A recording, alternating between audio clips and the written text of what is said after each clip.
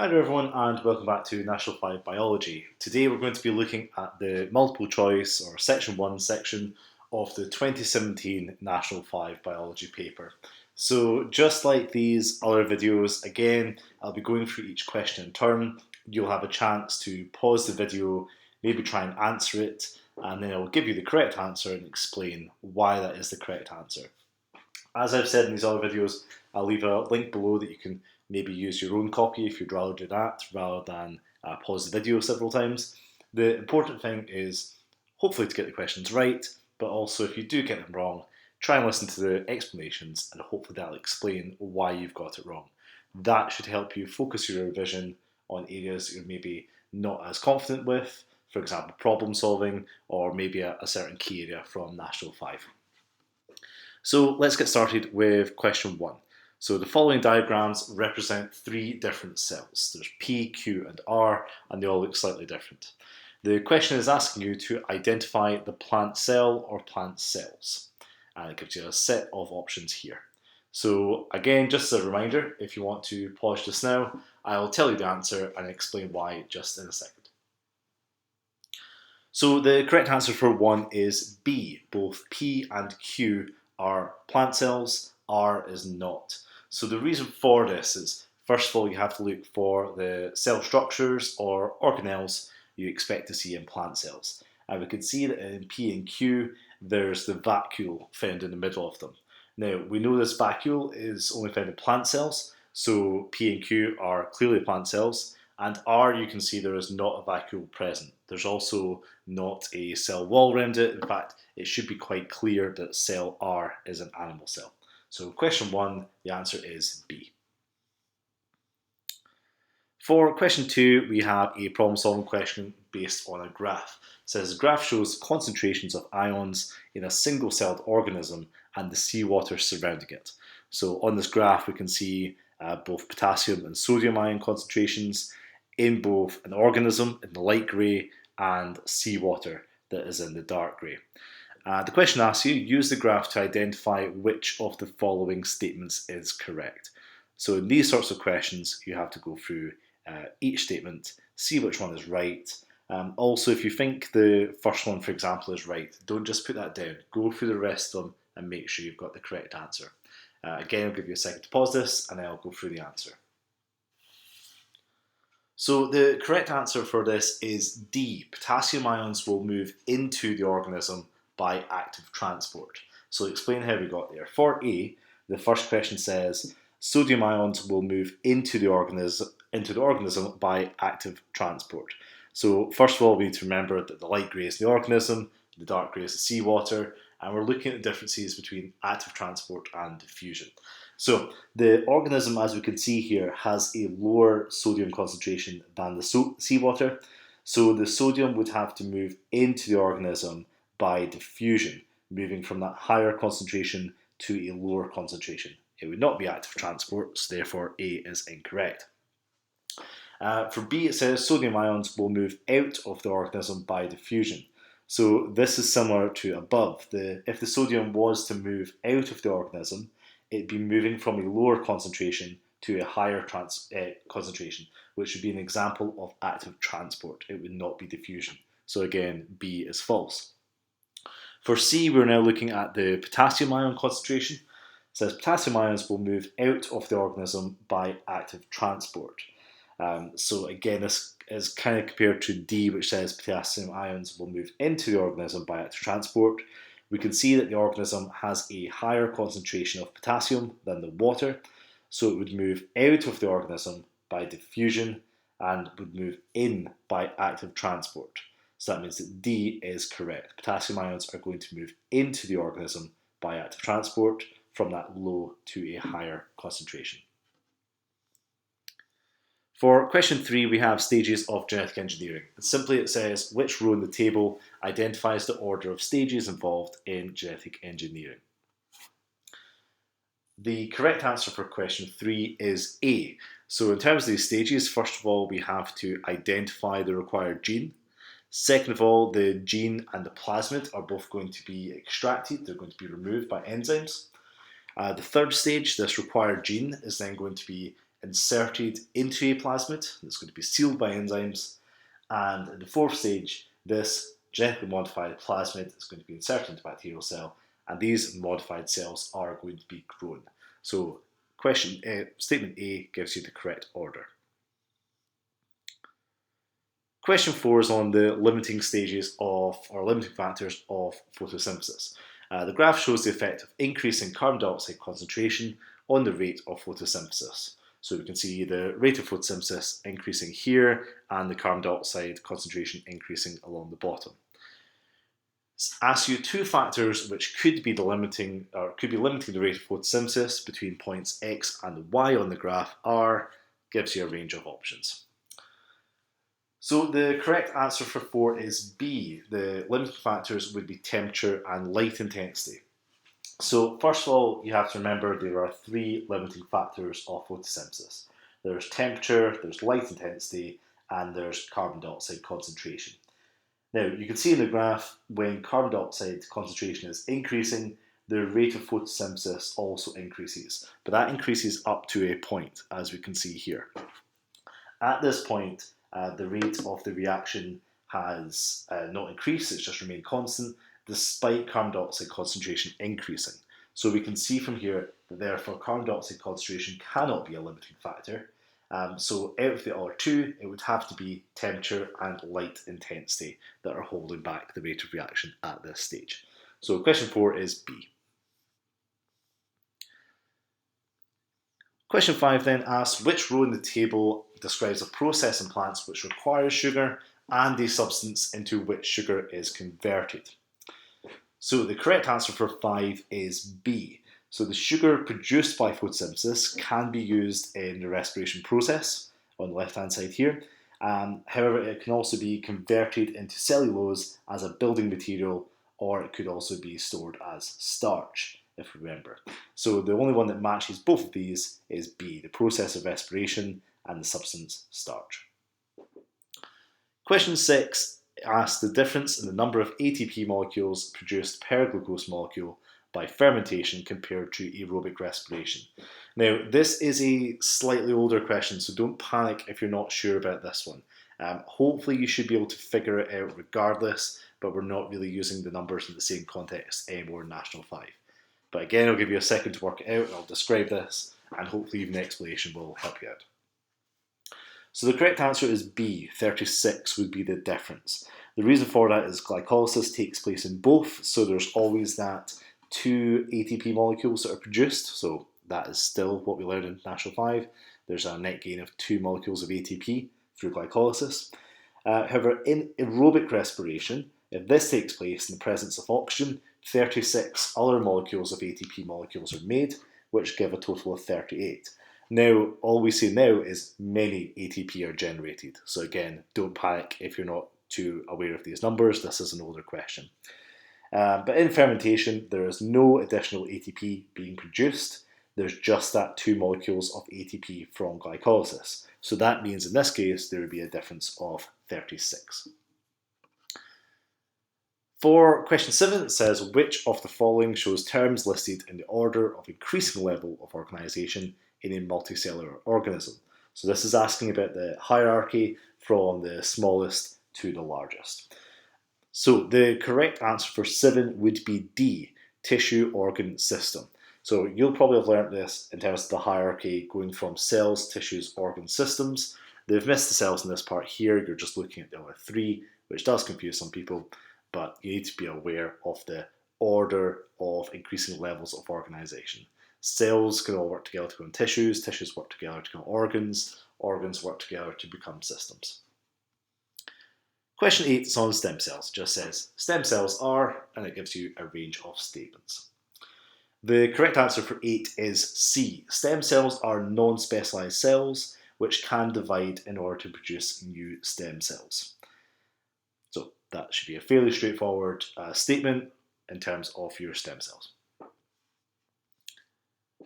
9. This diagram shows the main parts of a flower. It says which row in the table describes the type of gametes produced by the anther and the chromosome complement these gametes contain. So the correct answer here would be D, if you can just see at the bottom here.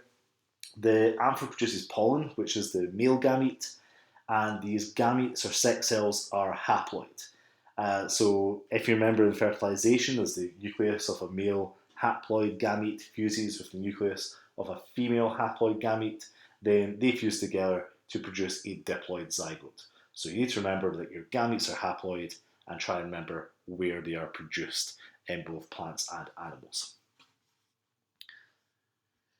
Question 10. Which of the following shows the passage of water through the tissues when it enters a plant? You have a set of stages here.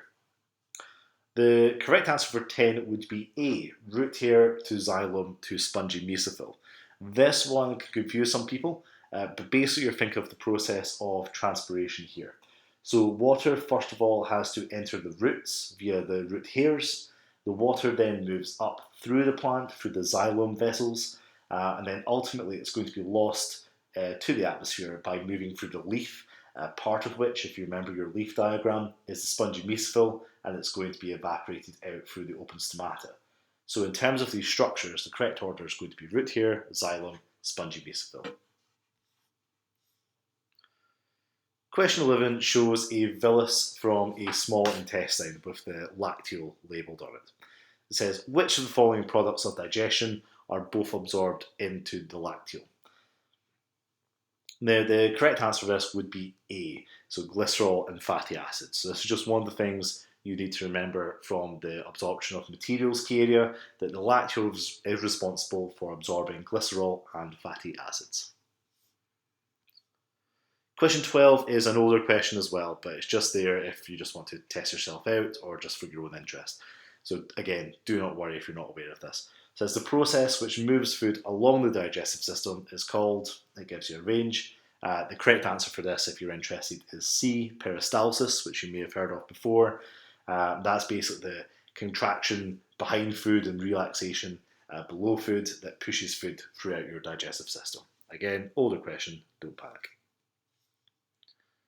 Question 13, we have a problem-solving question. It says, regular physical activity can help reduce the risk of heart disease. The table shows the percentage of males and females of different age groups who meet the weekly recommendations for physical activity. You have these ranges of age groups here, males and females, and the percentages meeting the weekly recommendations for physical activity here. But it says which of the following statements is not correct for this data. So again, give yourself a second to read through all of these and try and find the one that is false. The correct answer for this is B, but let's work through these ones here. So question or statement A says the percentage of males meeting the weekly recommendations always decreases as age increases. We can see that is true. We're looking here, it starts at 83 and it always decreases as this age increases. So that is true, it's not the one we're looking for. For B, it says the percentage of females meeting the weekly recommendations always decreases as age increases, sort of same as before. However, we can see that is not true because initially we decreased from 68 to 65, but then there was an increase to 67, and then it decreases again from 64 to 53. So that is false, that is not correct, so it's looking like that is our correct answer. But as I said to you, it's always worth looking through the rest of the statements, just in case you've made a mistake and you find something else that looks false. The second one says 26%, option C says the 26% of males aged 35 to 44 do not meet the weekly recommendations. This is true because 74% do meet the target, so that means that 26% do not, and so that's going to be false. And D is very similar. It says 35% of females aged 25 to 34 do not meet the weekly recommendations. Again, this is true because 65% do, so 35% do not. Apologies, I think I said C was false a second ago. I meant that that's not the right answer for us. So just to clarify, B is the correct answer.